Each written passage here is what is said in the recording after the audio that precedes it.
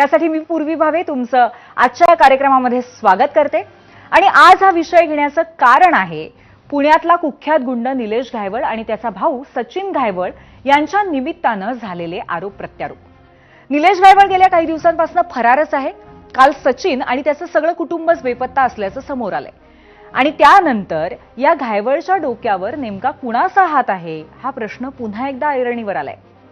विरोधकांनी यावरनं महायुतीच्या नेत्यांना टार्गेट करायला नव्यानं सुरुवात केली आणि असं असलं तरी या घायवळ बंधूंचे विरोधकांबरोबरही चांगले संबंध होते असं दिसतंय। सचिन घायवळ फरार झाल्याची बातमी आल्यानंतर सर्वात आधी गृहराज्यमंत्री योगेश कदम यांनी ठाकरेंच्या शिवसेनेने लक्ष केलं। पोलिसांनी नकार दिला असताना सचिन घायवळला शस्त्र परवाना देण्यासाठी कदमांनी शिफारस केल्याचं अनिल परब म्हणाले।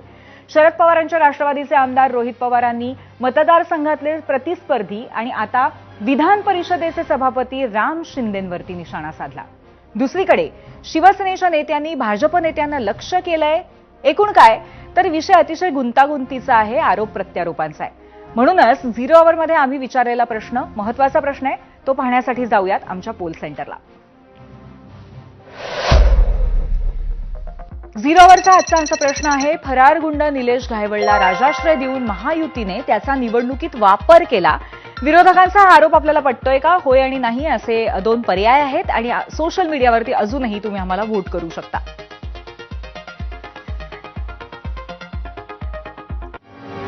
सचिन घायवळ फरार झाल्याचं समोर आलं आणि अनिल परबांनी पुन्हा एकदा योगेश कदमांवरती गंभीर आरोप केले।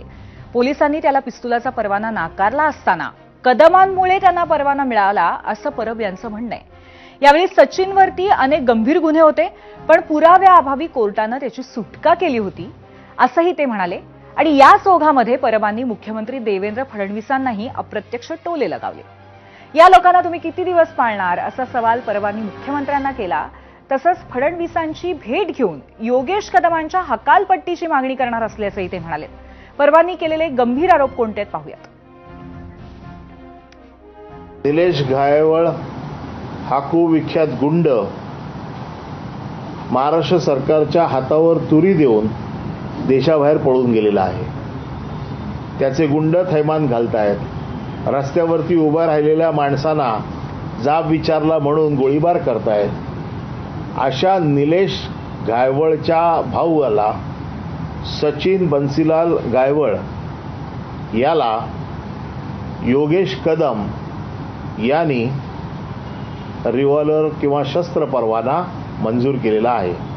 नाही, मी तर ह्यांचाच राजीनामा मागतोय आणि ह्यांनी किती शस्त्र अजून दिलेली आहेत याची माहिती मी आज मागतोय की अशा प्रकारचे किती शस्त्र परवाने यांनी अर्थपूर्ण व्यवहारात किंवा अशा कुठल्या गुंडांना दिलेले आहेत त्याची माहिती आता आम्ही घेतोय। कारण जर जजच्या खुर्चीत बसून हे जर असे धंदे करत असतील आणि काय मुख्यमंत्र्यांचं कौतुक आहे हो, सगळी अर्धन्यायिक जज जिथे सुनावणी घेण्याचा अधिकार आहे मग तो महसूलला आहे आणि गृहराज्यमंत्रालय अशी दोन्ही खाती या दिवट्यांना दिलेली आहेत जे बसून तिकडे दररोज आपले प्रताप दाखवत आहेत। अधिकृत शस्त्र परवाना या गँगस्टरच्या हातामध्ये देण्याचं काम हे सरकार करतंय।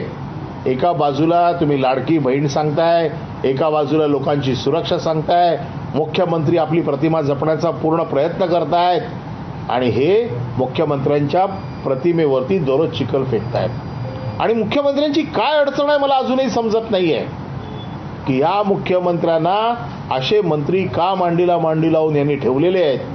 कुठली अडचण त्यांच्या समोर आहे मला माहित नाही। आता घायवळचे कदमांसोबत संबंध असल्याचा आरोप परबांनी केल्यानंतर राजकीय वर्तुळामध्ये ठिणगी पडली आहे। ठाकरे गटाच्या नेत्यांनी योगेश कदमांवरती ऑल अराउंड अटॅक केलाय। गृहराज्यमंत्र्यांची हकालपट्टी करावी अशी मागणी संजय राऊतांनी केली तर रामदास कदमांचं काउंटडाऊन सुरू झाल्याचं भाकीत भास्कर जाधवांनी केलंय। पाहूयात। पोलीस आयुक्तांनी ज्याला शस्त्र परवाना नाकारला, पोलीस आयुक्तांनी स्वतः पुण्याच्या, आणि गृहराज्यमंत्री आपल्या अधिकारात जेव्हा त्या संशयास्पद व्यक्तीला शस्त्र परवाना देतो, ज्या अर्थी पोलिसांनी शस्त्र परवाना नाकारला त्या अर्थी तो त्यासाठी योग्य व्यक्ती नाही आणि अशा व्यक्तीला गृहराज्यमंत्री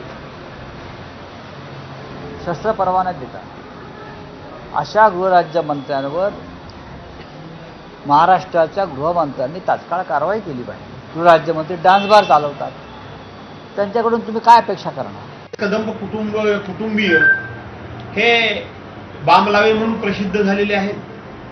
हे छमछम बारवाले, बाला नाचवून पैसे कमवणारे हे बाप बेटे, त्यांना लाज नाही, लज्जा नाही, आणि त्यातूनच अशा प्रकारच्या गुंडांना रिव्हॉल्वरचं लायसन्स देण्याचं काम, त्यांचं एकंदरीत संपूर्ण जो काही इतिहास आहे त्याला ते साजेसच आहे। रामदास कदमांची आता उलटी गिनती सुरू झालेली आहे।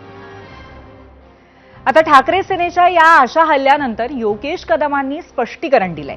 त्यांनी आरोप फेटाळलेत आणि लवकरच कागदपत्रांसह सर्व माहिती देण्याचं आश्वासनही मीडियाला दिलंय।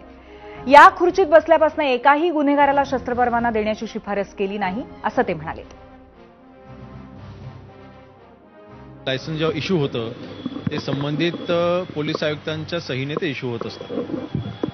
मी या बाबतीमध्ये पूर्णपणे सविस्तर माहिती आजच आवश्यक असल्यास आजच पत्रकार परिषद घेऊन मी आपल्याला सविस्तर माहिती देणार आहे।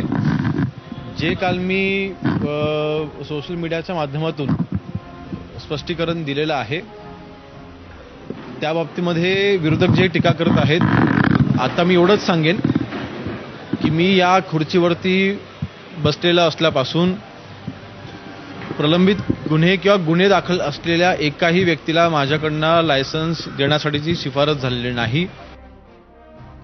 तर गुंडांना राजकीय आश्रय दिल्याचा गृहराज्यमंत्र्यांवरती आरोप होतोच आहे आणि त्यातच भाजपचे नेतेही महाविकास आघाडीच्या रडारवरती आलेले आहेत। रोहित पवार यांनी विधान परिषदेचे सभापती राम शिंदेंचं नाव घेतलंय। याच भाजपच्या राम शिंदेंचा विधानसभा निवडणुकीमध्ये रोहित पवारांनी पराभव केला होता। शिवाय गृह खात्याचा दबाव असल्याचं सांगत त्यांनी फडणवीसांनाही अप्रत्यक्ष लक्ष केलेलं आहे। तानाजी सावंत, चंद्रकांत पाटील, संजय बांगर यांचंही घायवळशी कनेक्शन असल्याचा दावा रोहित पवारांनी केलाय। एका गुंडाच्या भावाला तुम्ही तिथं बंदुकीचं लायसन्स देता, मग कुठं ना कुठे ते वरदास्त शिवाय होऊ शकत नाही। आता ह्याच्यात कोणाकोणाचा असू शकतो पाठबळ?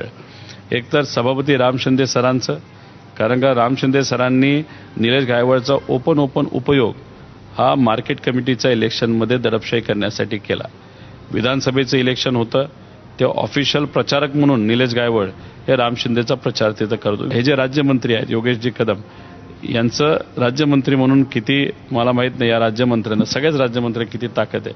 त्यामुळे राम शिंदे सरांचा प्रेशर विधान परिषदचे सभापती म्हणून आणि होम मिनिस्ट्रीचे प्रमुख नेते म्हणजे देवेंद्र फडणवीस साहेबांच्या ऑफिसचा प्रेशर, याच्यामुळे कदाचित त्यांना ते लायसन्स द्यावं लागलं। तानाजी सावंतांच्या कुटुंबातले काही लोक आणि जवळचे म्हणजे कदाचित पुतणे वगैरेच असू शकतात, हे निलेश घायवळ बरोबर त्या भागामध्ये भूम परांड्यामध्ये ज्या पवनचक्क्या लावल्या जातात त्या पवनचक्क्या लावत असताना शेतकऱ्याला धमकवायला तिथल्या ज्या कंपन्या आहेत जे काय तिथे इन्व्हेस्टमेंट करतायत त्यांना धमकवण्यासाठी निलेश घायवळचा वापर हे 100% तिथं करतात। चंद्रकांत दादा पाटील यांच्याबरोबर जो समीर पाटील आहे त्यांचा फार जवळचा आहे। चंद्रकांत दादांना माहीत आहे नाही माहीत नाही, पण समीर पाटील जो त्यांचा जवळचा आहे त्याचे आणि निलेश घायवळचे फार जबरदस्त जवळचे संबंध आहेत। त्यामुळे चंद्रकांत दादा पाटलांचं नाव त्यामुळे घेतलं जातं। काही हिंगोलीचे आमदार आहेत ज्या सत्तेत आहेत ते त्यांच्याबरोबर अनेक वेळा दिसलेत, अधिवेशनामध्ये दिसलेत।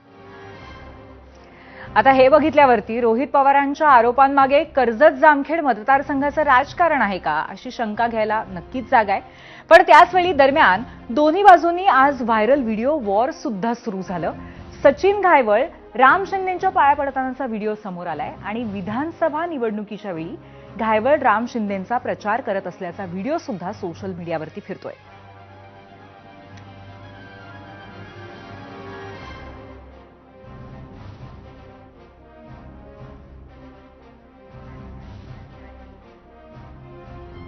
अर्थात मग या व्हिडिओजला भाजपनेही लगेचच जशास तसं उत्तर दिलं। सचिन घायवळ सोबत रोहित पवारांचा फोटो, रोहित पवार आणि त्यांची आई सुनंदा पवार यांच्यासोबतचा व्हिडिओ सुद्धा व्हायरल केला गेलाय। कोविड काळामध्ये घायवळने एका शाळेला मदत केली होती आणि त्या मदतीचं सुनंदा पवारांनी कौतुक केल्याचा हा व्हिडिओ आहे। तसंच 2019च्या विधानसभा निवडणुकीच्या वेळी रोहित पवारांच्या स्टेजवरती घायवळ होता असा आरोप अहिल्यानगर भाजप उपाध्यक्षांकडून करण्यात आलाय.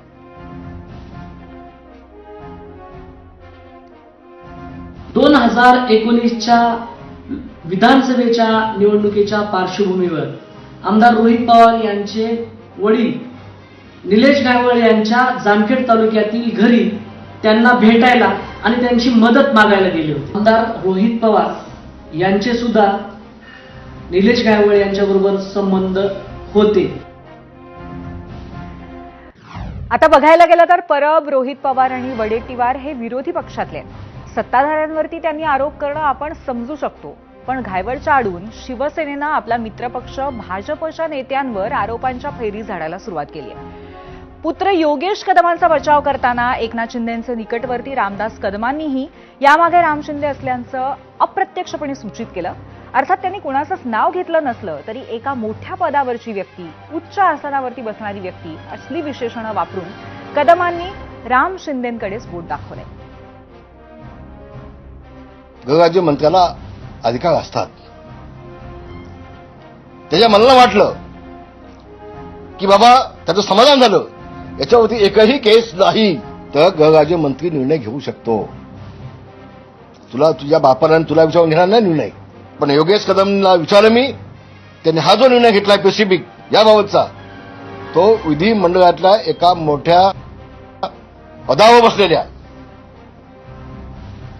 विधानसभेमध्ये विधिमंडळामध्ये मंत्र्यांना देखील आदेश देणारा अशा व्यक्तीने त्यांना सांगितले. तो पण न्यायाधीशच आहे. ज्याने योगेश कदमला सांगितलंय तो पण न्यायाधीशच आहे, लक्षात घ्या. आणि म्हणून योगेश कदमने निर्णय घेतलाय. त्याचं नाव योगेश कदमांनी मुख्यमंत्र्याला पाठवलंय. त्या व्यक्तीचं नाव, मोठी व्यक्ती आहे, आसनावर बसली, उच्च आसनावर बसली व्यक्ती आहे. मी आज कुणाचंही नाव घेणार नाही, मात्र मुख्यमंत्र्यांना मी कळवणार आहे ही बाब. अशा पद्धतीनं राज्यमंत्र्यांना अधिकार देणं, आदेश देणं 100% चुकीचं आहे. तर राज्यमंत्र्यांच्या अधिकारामध्ये हस्तक्षेप करणं 100% चूक आहे आणि मी ते मुख्यमंत्र्यांना बोलणार आहे. तर दुसरीकडे पुण्याचे शिवसेना नेते रवींद्र धंगेकरांनी मंत्री चंद्रकांत पाटलांबद्दल शंका उपस्थित केली. घायवळचा मित्र समीर पाटील हा दादा पाटलांचा कार्यकर्ता आहे असं धंगेकरांचं म्हणणं आहे. अर्थातच समीर पाटलांनी लगेचच हे आरोप फेटाळलेत. आपण निलेशला ओळखतो, मात्र त्याच्याशी मैत्री नाही असं समीर यांचं स्पष्टीकरण आहे.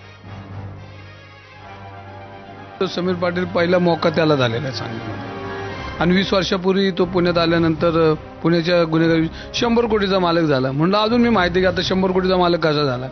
मला परत उत्सुकता वाटली की एवढा चांगला माणूस कसा काय झाला. चंद्रकांत दादांचा मी दुश्मन नाही, पण पुणेकर म्हणून माझा विचारण्याचा अधिकार आहे. आणि चंद्रकांत दादांकडे जर सुई जात असेल तर त्यांना बोललो, विचारणं आपलं कर्तव्य, आपण मतदार आहे. संशयाची सुई चंद्रकांत दादांवर जाते. तो त्यांच्या ऑफिसमध्ये बसून हे सगळे उद्योग करतो, करायला मिळतो. मग दादांना माहिती आहे का ना आपल्या ताटाखाली काय चाललंय, ते आपल्या ताटाखालची लोक कशी वागतात याची माहिती दादांनी आता घ्यायला सुरुवात केली असेल. एक आरोप त्यांनी केला होता की मी आदरणीय दादांच्या ऑफिसला कामाला आहे, त्याचा त्यांनी पुरावा द्यावा. आणि मी मकोकामधला आत्ता आरोपी आहे, मी गुंड आहे, मी गुन्हेगार आहे, त्याचा त्यांनी पुरावा द्यावा. आणि मी बोलता बोलता कदाचित असं बोललो असेल की टीव्हीवरच्या बातम्या वगैरे बघून की अरे बाबा तू जे दादांच्याबद्दल त्यांची बदनामी करतोयस, तर निदान दादांच्या बरोबर जसे इतर त्याच्याच संबंधित नेत्यांचे फोटो व्हायरल होते किंवा काय होते, तसे एखादा त्यांच्या बरोबरचा फोटो दाखवून तरी बोल.